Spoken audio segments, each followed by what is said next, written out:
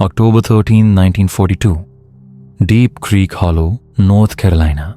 In the dark of his cabin, Ezra McCoy sharpens his razor while his daughter Mary cries outside the door. Before dawn, she will be forced to marry her own brother Thomas. The third daughter Ezra will marry to his son as if he were trading cattle to keep his sons tied to the mountain. Family stays with family, Ezra growls. But Mary knows the truth. This is not kinship. It is possession. What kind of father would sell his own daughter to his own brothers? What twisted logic would turn a man into a slave trader of his own blood in the suffocating darkness of isolated Appalachia? Ezra's reign of terror lasted 15 years. 5 daughters, 3 sons, a vicious cycle that should have ended with his death, but it didn't. The McCoy family's secrets continued to fester until one granddaughter finally spilled the beans in a deathbed confession. And what she said made the whole thing all the more horrifying. What lurked in those mountains was worse than incest. To understand how a father could turn into a monster, one must look to the mountains that raised him. In 1942, North Carolina's Appalachia was still caught between two worlds, too remote for the law to reach and too proud to accept outside intervention. Deep Creek Hollow lay like a forgotten recess in the Blue Ridge Mountains, a place where family after family lived for generations, rarely seeing officials, doctors, or even clergy at most, once a year. The Great Depression had hit these mountains like a sledgehammer, but the McCoys had stood firm. While their neighbors had lost their land to banks and taxes, Ezra's sawmill had thrived. He ran the only lumber mill in the area, providing a rare source of steady employment. In a place where survival depended on reputation and connections, Ezra was the key to prosperity. But isolation always had its own rules. When it took 3 days to reach a policeman on horseback, when neighbors were scattered across remote valleys, when winter could cut off contact with the outside world for months, a man like Ezra McCoy could easily believe his word was law. The mountain kept secrets tighter than a safe, and Ezra had been hoarding them for decades. Older people in the area still remember the atmosphere in Deep Creek Hollow at that time, a tense, wordless community where children learned early to keep quiet and adults were wary of mentioning Ezra's name. Everyone knew something was wrong, but no one dared to name it. Ezra McCoy reigned like a mountain king, tall, broad-shouldered, filling the doorway, his immaculate Sunday suit and polished boots adding to his command.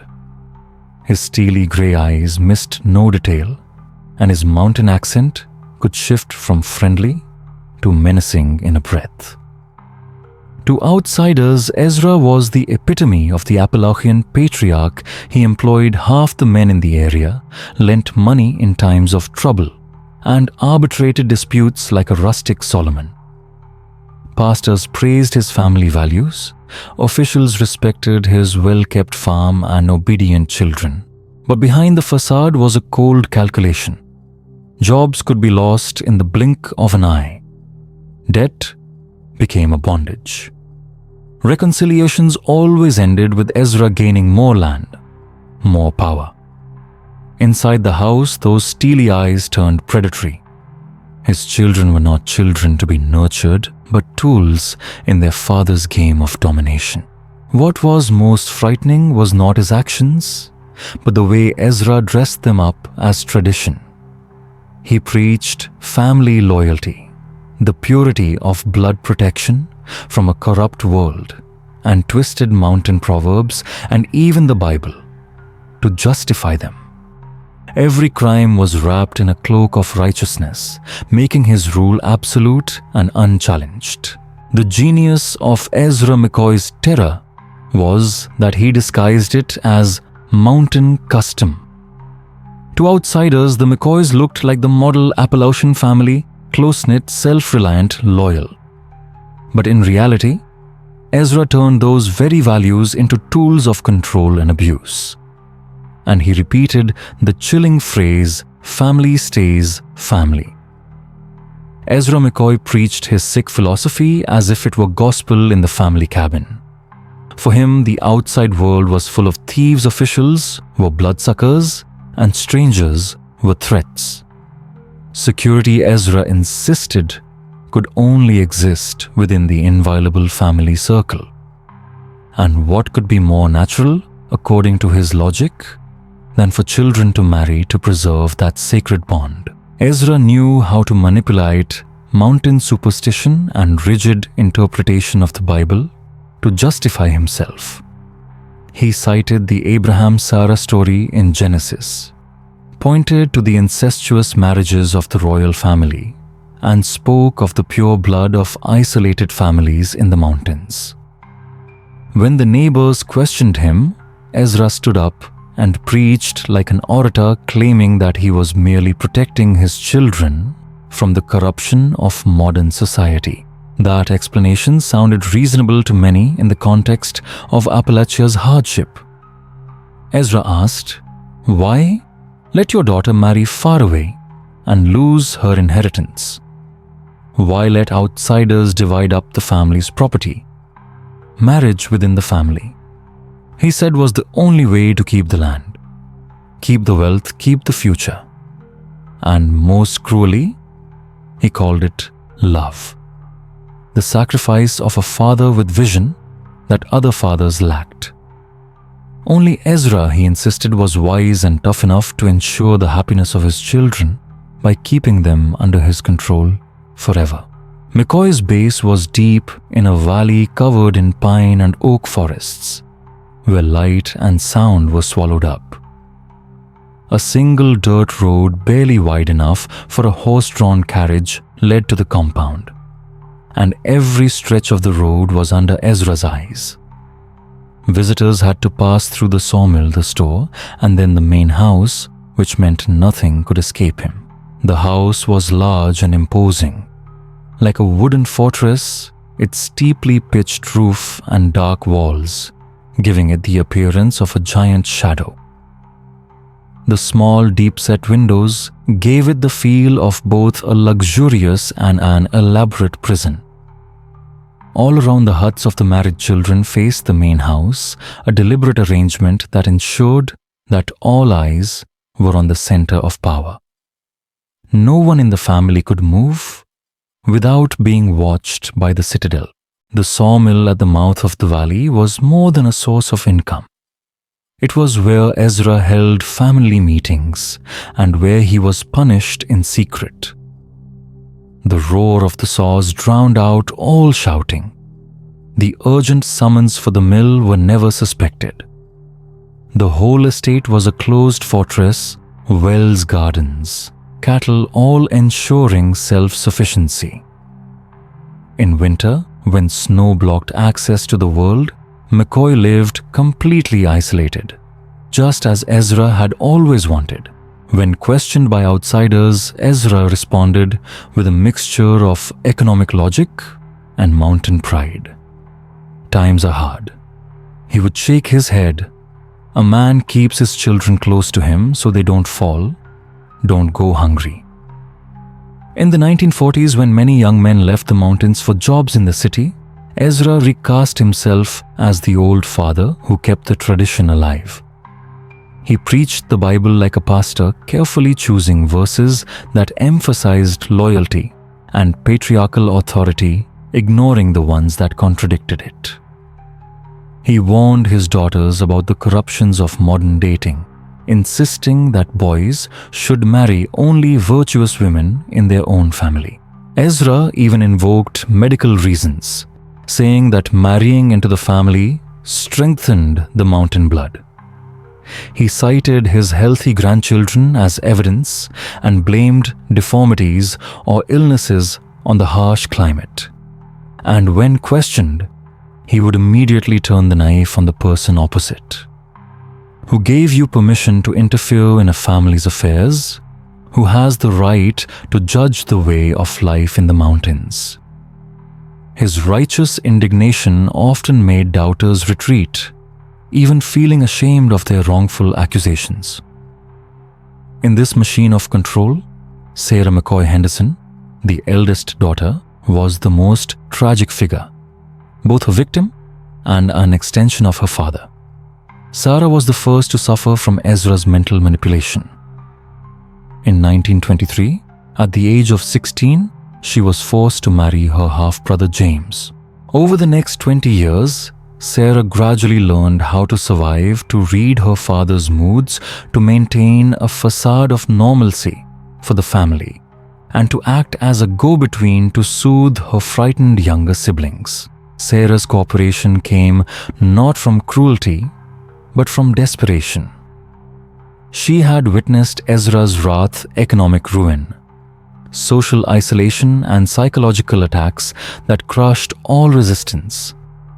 Sarah believed that following her father's will was the only way to minimize the pain for herself and the rest of the family. To her neighbors, she appeared the stereotypical mountain girl, obedient, hardworking, loyal. With clever words, Sarah also reinforced Ezra's family theory, making it more believable. But every time she forced a younger sibling to comply or hid the truth, a piece of her soul died. By 1942, Sarah was so deeply in the rut that she could no longer imagine another life. Ezra's daughters, Mary Ruth, Elizabeth Grace, and Anna, were born between 1920 and 1935, growing up in a never-ending childhood. They were taught enough to cook and help in the shop, but were given absolutely no knowledge of the outside world. Ezra wanted them to be forever dependent on his will-obedient pawns in the hands of their self-proclaimed family savior. In 1942, Mary, 22 years old, should have been a woman of vitality and intelligence. She was smart, tough, and sometimes even fought back against Ezra with the same sharpness as him. In another life, Mary might have become a teacher or a writer, but in the McCoy circle, that personality was crushed. Ezra saw his daughter's independence as a threat, responding with cruel punishments, indoctrinating her with the doctrine of absolute female submission. By 1942, Mary's flame of rebellion had faded to a quiet resentment. Her sisters saw it and chose their own paths to survival. Ruth was taciturn and obedient. Elizabeth was hiding in her fantasies. Grace was eager to seek praise from her father. And Anna, only 7, still had a bit of innocence, but already showed the tiredness of a McCoy child. Although each had her own dreams and talents in Ezra's eyes, they were merely tools to consolidate power and maintain the bloodline for the next generation. In October 1942, Dr. Samuel Morrison, a doctor who had practiced in the mountain communities for 12 years, visited the McCoy camp on the pretext of examining newborn grandchildren. Morrison had seen all manner of harsh conditions, from delivering babies in cramped huts to treating them with a few rudimentary instruments. But this place made him more uneasy than anywhere else. From the first minute, he noticed the unusual atmosphere. The children were too quiet, their eyes alert like small animals being hunted. The adults were reserved in their words, every decision, no matter how small, waiting for Ezra's nod. The members often exchanged fleeting glances like suppressed secrets. When Ezra spoke, the women shivered slightly. The children stood unconsciously near the door, ready to escape. The most worrying was Mary. Her answer about an upcoming marriage sounded like it had been memorized, while her trembling hands and desperate eyes betrayed the opposite. When Morrison suggested a private conversation, Mary only glanced toward the main house and shook her head. Ezra had to be there. Morrison returned, haunted. He knew something bad was lurking in this valley, but without evidence. Without a cry for help, he was almost helpless. When he knocked on the doors of the local authorities, silence reigned.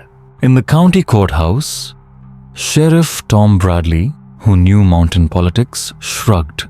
"Doc, you're a city boy. You don't understand mountain life. McCoy's a good guy, a little old-fashioned, but they can take care of themselves. Ezra gives half the county jobs. We need more people like him." When Morrison tried to emphasize his daughter's fears and the irregularities surrounding Mary's marriage, Bradley's voice suddenly became cold. "What are you implying? Keep out of family business without proof. Mind your medicine, not your traditions." The local clergy were no different. They praised Ezra's piety and family loyalty, seeing his closed-off lifestyle as a bulwark against modern decadence. Morrison was dismissed as an outsider jealous of McCoy's traditional success. Words of the doctor's curiosity soon reached Ezra. Through a few hints in the community, he knew that if he continued to get involved, Morrison's medical practice would be in jeopardy. Torn between suspicion and responsibility for his other patients, Morrison eventually chose to remain silent, a decision that would haunt him forever. In the spring of 1943, official attention to the McCoy family came not from Morrison, but from the war. The federal government tightened its record of population and marriage. Many irregularities were discovered in the Deep Creek Hollow records. Incestuous marriages, duplicate births, tangled family relationships. Robert Hayes, a veteran marriage investigator, was sent to investigate. He expected some clerical errors, but he had no idea that he was about to stumble upon a well-hidden conspiracy. When Hayes arrived at Camp McCoy in May 1943, he found immaculate birth records, complete marriage certificates, and a family tree that appeared to comply with North Carolina's laws prohibiting incest. Ezra had prepared a simple but convincing explanation. The McCoy clan was a tangled web of distant branches, all bearing the same name, obscuring the truth about blood ties. During 3 days in Deep Creek, Hollow investigator Robert Hayes patiently combed through records, interviewed each person. Each answer he received reinforced the story Ezra had skillfully crafted. The elders of the family spoke confidently, describing their pedigrees, clearly explaining that all marriages had been within the bounds of the law. They seemed educated, wealthy, and content. Any hint of hesitation was chalked up to the alien wariness typical of the Highlands. Ezra's paperwork seemed flawless. A marriage certificate signed by witnesses, a birth certificate listing legal parents, a land title proving prosperity. To a bureaucrat accustomed to looking at paperwork, everything looked legit. Hayes filed a compliance report inadvertently, giving a legal stamp of approval to a criminal system and giving Ezra an official coat of arms from the state. But behind the veneer of legality, the evidence of systematic abuse was increasingly clear to anyone who knew how to look. Ezra's grandchildren, from infants to teenagers, bore the unmistakable marks: an exaggerated quietness, an exaggerated wariness, eyes that were too old for their age. They moved cautiously, lacking the innocence that children often possess. Their eyes were constantly searching, as if they had learned early on that the world was a dangerous and angry place. Many of the children's physical health spoke for itself despite efforts to mask it with medication. Dr. Morrison, with eyes that had seen rare diseases, saw deformities, developmental delays, and unusual genetic traits. This was no longer the usual hardship of the mountain community, but the result of Ezra's arranged incestuous marriages. Psychologically, the new McCoy generation had been trained as docile prisoners, obedient authority-worshipping, and unable to imagine a world outside the clan. Ezra had created a complete system of manipulation honed over decades. He understood that physical violence only produced resistance, while mental violence produced voluntary submission. From the cradle, children were taught that absolute obedience was a divine command. To defy Ezra was not merely to be disloyal, but to defy God. Ego was condemned as selfishness, while obedience was praised as a noble sacrifice for the sake of family and mountain culture. Ezra controlled the economy, holding all the land and livelihoods, forcing everyone to depend on him for survival. He manipulated marriages, arranging matches between siblings, keeping both men and women bound in a web of interracial marriage. And most of all, he turned perceptions upside down. Suffering was transformed into glory, fear into loyalty. The McCoys saw themselves not as victims, but as warriors defending their clan against an outside world that was portrayed as threatening. But in 1943, a former escapee decided to break the silence. Margaret McCoy Thompson, Ezra's niece who had escaped in 1925 at the age of 17, had made a new life for herself in Asheville. She opened a tailor shop, ran a boarding house, and scrupulously avoided mentioning her roots. But the memories of what she had left behind and the guilt of knowing her siblings were still trapped were weighing on her for nearly 2 decades. By 1943, Margaret could bear it no longer. Margaret had unique advantages.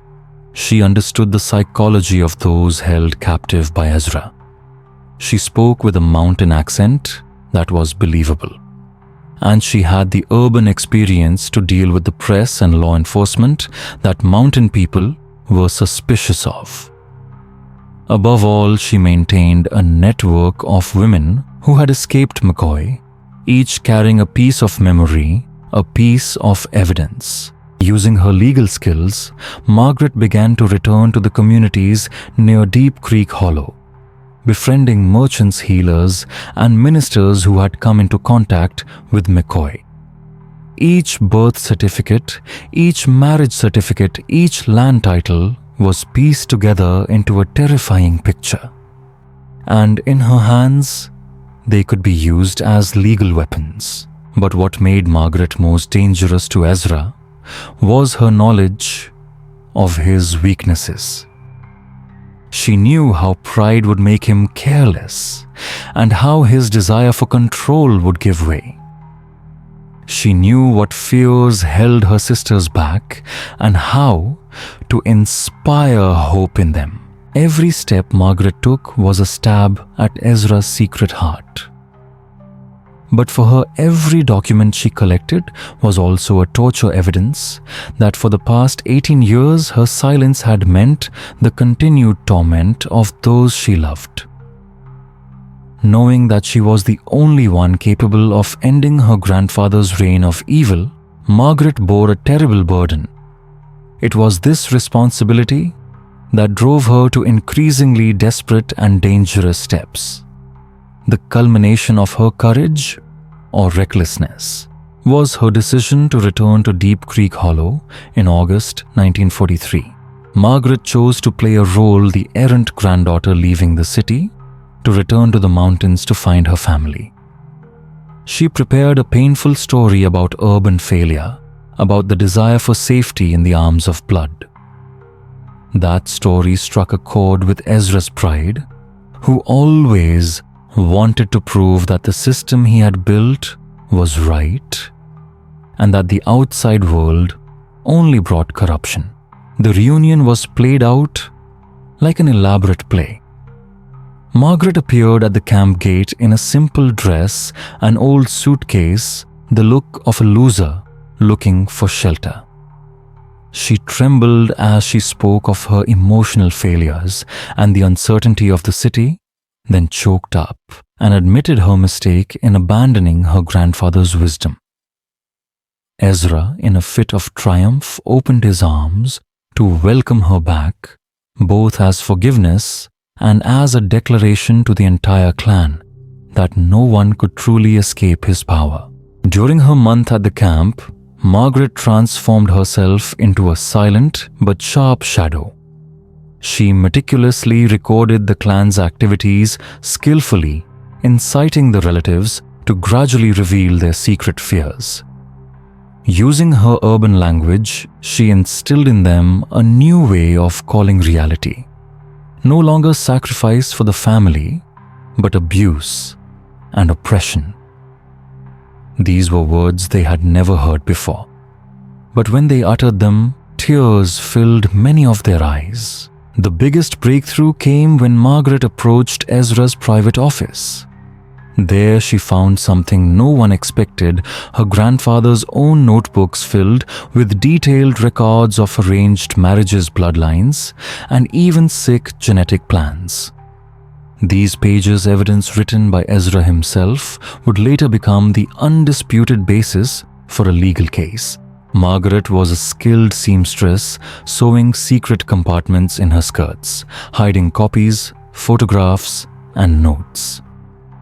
She only acted when Ezra left the camp on business, taking advantage of every moment when he was less guarded. Each hidden page was a step closer to freedom, but also a step closer to death if discovered. Stop and think. This story is more than just a family's crime.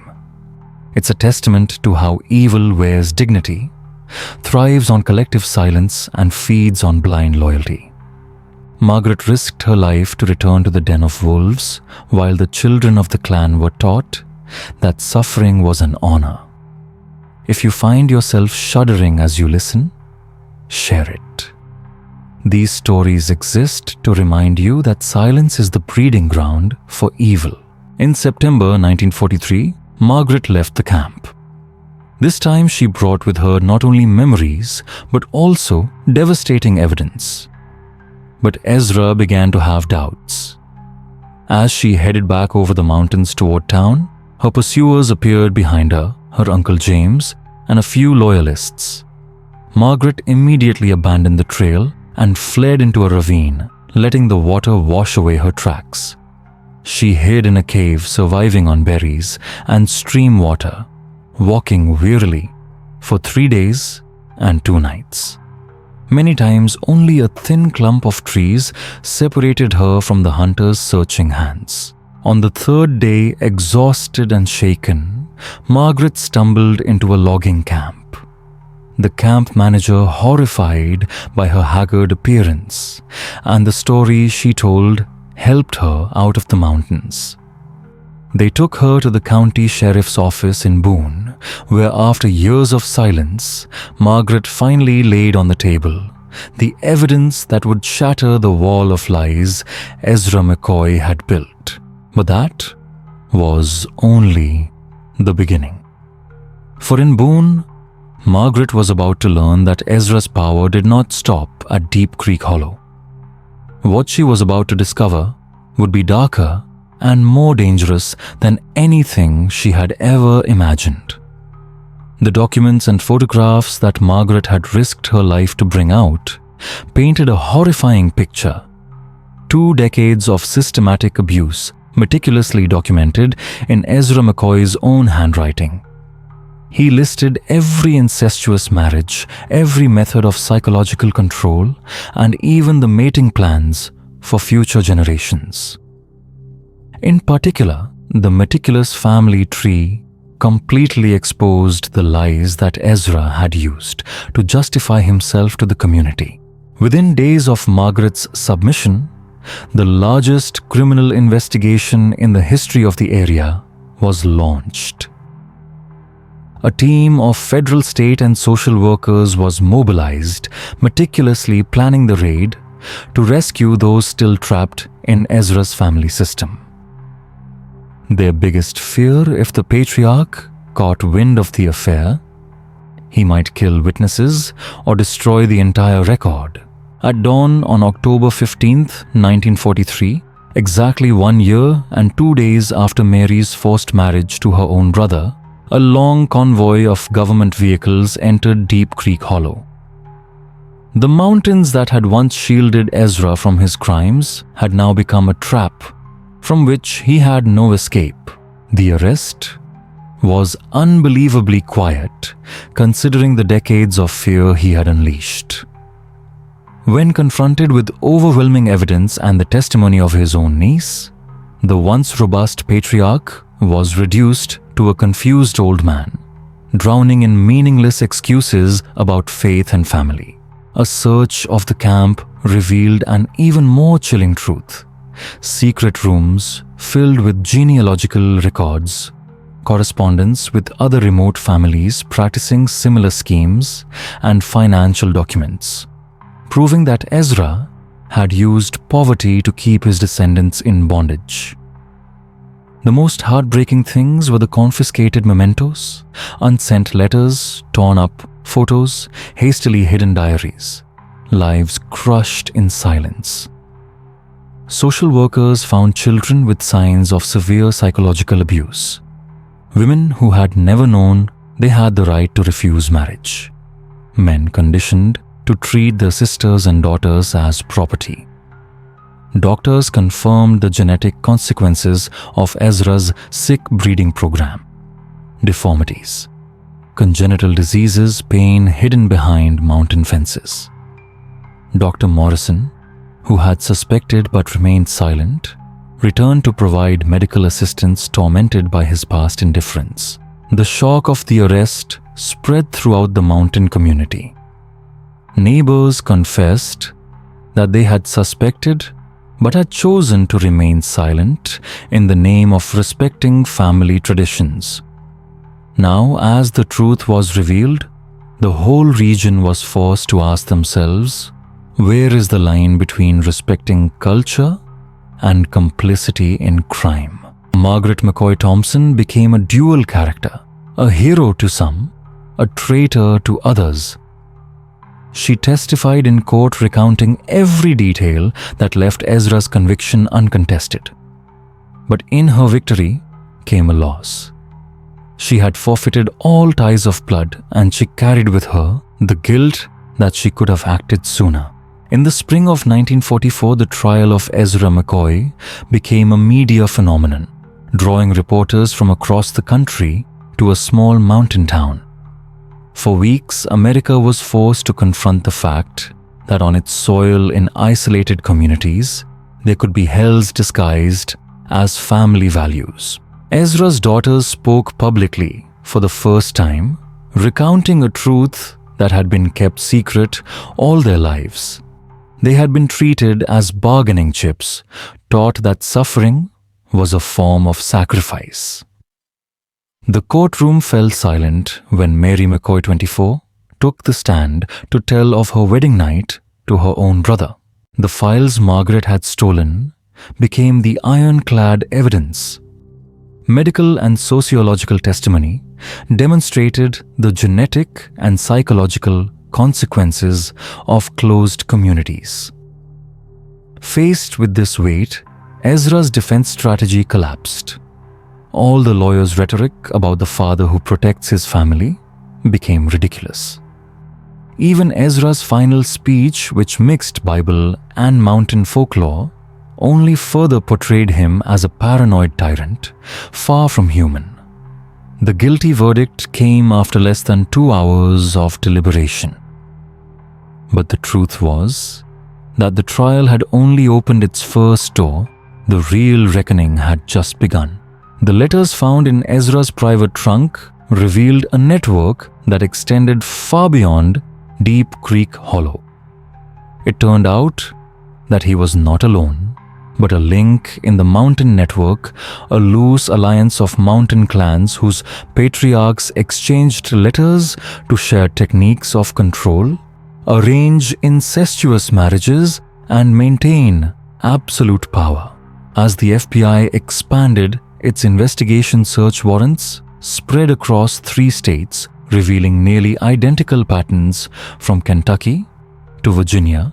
Closed communities that seemed traditionally exemplary had actually perpetuated systems of forced marriage for generations. Ezra McCoy was simply the cleverest. He had refined long-standing practices, turning the clan into a private kingdom ruled by fear. When the truth broke, Appalachia was thrown into chaos. Families who had kept their traditions were swept up in the suspicion. The investigation spread to more than 40 clans in 5 states, and hundreds of victims understood for the first time that their years of suffering were not destiny, but systematic abuse. Social workers were overwhelmed. The therapy needed for victims was virtually non-existent in rural America in the 1940s. The McCoy case exposed a disturbing truth: how often American society turned a blind eye to abuse as long as it was cloaked in family tradition and public privacy. Congressional hearings revealed that federal agencies had been receiving shady reports for decades, but had always dismissed them for local authorities to handle. And local authorities were often complicit or indifferent. Senator Claude Pepper's commission documented clearly how geographic isolation, community loyalty, and government neglect created a zone of legal immunity for people like Ezra. The report became the basis for new federal laws on remote community surveillance and the duty to report irregular marriages. Even the legal system faltered. Prosecutors pieced together charges ranging from kidnapping to rape to criminal conspiracy, none of which could describe the scale of the domestic terror Ezra unleashed. Worse, many of the religious, political, and business leaders who had hailed McCoy as a model family icon were now being questioned as their blind admiration inadvertently legitimized a system of evil, and the victims. They carried scars that would last far longer than Ezra's sentence. The children who emerged from Deep Creek Hollow lacked both the social skills and the education to live independently. Many women had never known what it meant to have free will. Psychotherapy for them was virtually non-existent, and most struggled alone. The fate of the McCoy family after the verdict underscored the terrible cost. Margaret McCoy Thompson, the niece who broke the silence, became a reluctant hero. Initially celebrated, she was quickly forgotten. She lived in depression and isolation until her death in 1963, almost forgotten. Mary McCoy, the tragic icon, divorced her brother after the trial, but the trauma never left her. She spent the rest of her life in a mental hospital, unable to reintegrate into society. Ezra's sons, though liberated, remained mentally shaped by violence and obedience. Most drowned in alcohol, died in accidents or violence. Only 2 of Ezra's 8 sons built normal lives after the incident. McCoy's legacy is thus not just the story of a tyrant overthrown, but also a bitter testament. The trauma passed down through generations, and a society that often cares only briefly, then turns its back on the survivors. Generations of McCoy's descendants carry special scars, both the genetic legacy of Ezra's hybridization program and the psychological legacy of a controlled childhood. Many changed their names, left Appalachia, and sought to build lives apart from their family's infamy. But the memories and pain are indelible, and distance or time cannot erase them. Ezra McCoy never repented. To his dying day in prison, he believed he was a visionary, that history would vindicate his methods. His funeral was attended by only a few distant relatives who stubbornly believed his story. But McCoy's true legacy lies not in his cold grave. It lies in the questions the case leaves us with. It is a reminder that when absolute power meets isolation and when tradition is used as a shield, abuse can turn into a totalitarian system within the family. It also forces us to confront an uncomfortable truth. Society allowed Ezra to survive for decades because too many people chose to turn away, using the excuse of respecting cultural differences to avoid confronting real human suffering. The people in the pulpits praising him for his family values the officials who nodded at his superficial explanations. The neighbors who turned a blind eye, all were part of the crime, and it was the quick oblivion that followed the verdict that left the victims with wounds that never healed. McCoy's story reminds us that breaking a cycle of abuse requires extraordinary courage and often comes at the cost of the personal happiness of those who dare to stand up. Margaret saved generations, but at the cost of loneliness, depression, and rejection by the very society that once celebrated her. And now, the most difficult question: how many other McCoys are still out there? How many children are still locked behind closed doors in communities that choose comfortable blindness over hard truths? The signs that Dr. Morrison noted in 1942, the fearful gaze, the memorized answers, the unnatural obedience to authority, remain as warning today. In the modern world, isolation is not just a remote mountain forest. It can be a closed-off doctrine, an economic dependency, or a social network where the controllers erect invisible walls. So what do we as neighbors, colleagues, professionals, and most of all as human beings do when we see these signs? I'd love to hear your thoughts in the comments. Do you believe McCoy is a historical outlier or a mirror of the flaws that still exist in how we protect children and the vulnerable? And what do you think are the most important warning signs that the community needs to pay attention to? Think about that. Because next week we're going to dive into a new story, a religious cult in 1950s California, where spiritual power was turned into a tool of control and abuse. Stay tuned to Shadow Stories, because there are truths that society wants to bury, but we must not forget.